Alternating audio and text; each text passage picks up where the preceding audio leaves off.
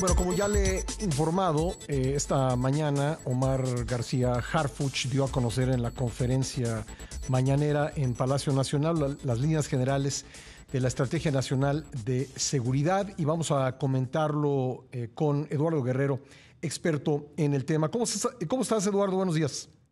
Qué gusto saludarte, Pascal. Igual, un gusto tenerte nuevamente en el programa. Pues, ¿cómo viste esta presentación y cómo viste las líneas generales de la estrategia? Mira, ya había habido, digamos, una probadita de la estrategia hace un par de semanas porque se filtró un borrador del documento de estrategia que un poco confirmó este nuevo documento que lo tengo aquí en mis manos ahorita, aunque hay algunas cosas novedosas. Por ejemplo, voy a dar primero, si quieres, una visión general. ¿Cómo no? Y luego apunto como los rasgos distintivos de esta estrategia frente a las otras que teníamos en otros gobiernos, ¿no? Adelante. Mira, esta estrategia que nos presentan, Pascal, tiene, yo diría, dos puntos muy robustos.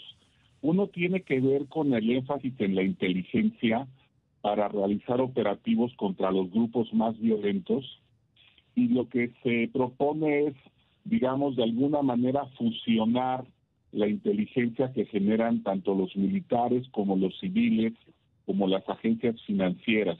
Uh-huh. Y eso es muy relevante porque siempre hemos cojeado de ese lado.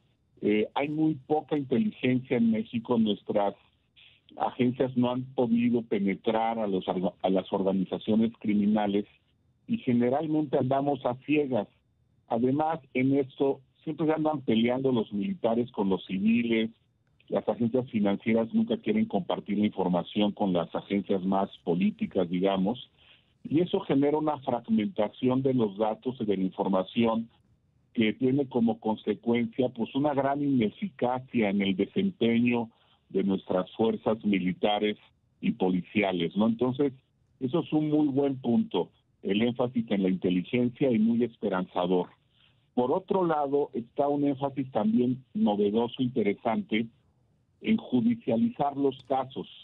Esto no aparecía antes en ninguna estrategia de seguridad y tiene que ver, Pascal, con el hecho de que muchas veces el trabajo de la policía y los militares en estar enfrentando a los grupos y arrestando a presuntos criminales nunca va de la mano con el trabajo de investigación, tanto de las fiscalías y después el trabajo de los tribunales y de los jueces para sancionar a los presuntos culpables.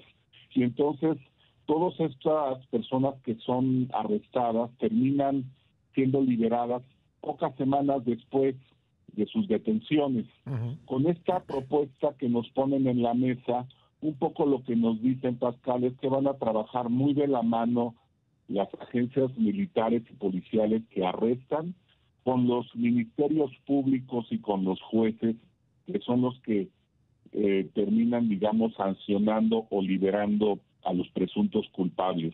Y creo que esto podría, digamos, propiciar que mucha gente que sí es culpable y que ahora es liberada por falta de pruebas o por errores de procedimiento, uh-huh, ahora sí, con este trabajo de acompañamiento entre ambas esferas, pues terminen mucho más sanciones e incapacitación de los presuntos criminales, ¿no?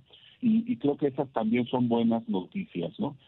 Por el lado, digamos, de los vacíos y de los problemas que yo le veo a la estrategia se centra mucho, Pascal, en la parte de pacificar el país, de reducir la violencia, uh-huh, que es algo fundamental. Pero a partir del gobierno pasado surgió un nuevo problema también de grandes dimensiones que tiene que ver con el control territorial del crimen. Ya el crimen realmente está gobernando muchas franjas territoriales del país. Sí. Y necesitamos una estrategia especial de recuperación, ¿no? Pascal, porque mira, uh-huh, además son lugares muchas veces en donde no se registra violencia. Sí. Justamente como están tan controlados por monopolios criminales algunas, uh-huh, regiones, no hay violencia.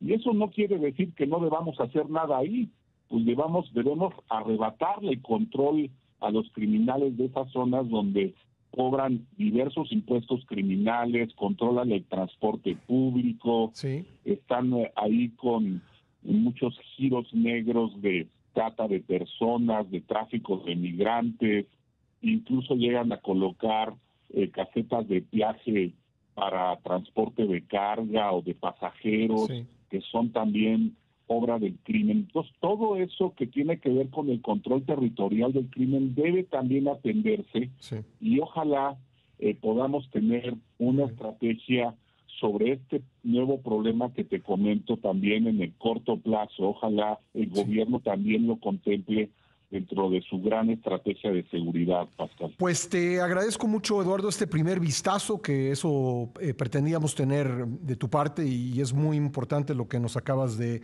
plantear, y luego más adelante poder ir ya viendo cómo opera esta estrategia en el terreno y poder hacer un análisis más detallado sobre cada uno de los puntos que nos has planteado. Te agradezco mucho, Eduardo, te mando un abrazo. No, con mucho gusto. Otro para ti. Hasta pronto. Gracias, hasta pronto. Gracias, Eduardo Guerrero, experto en temas de seguridad.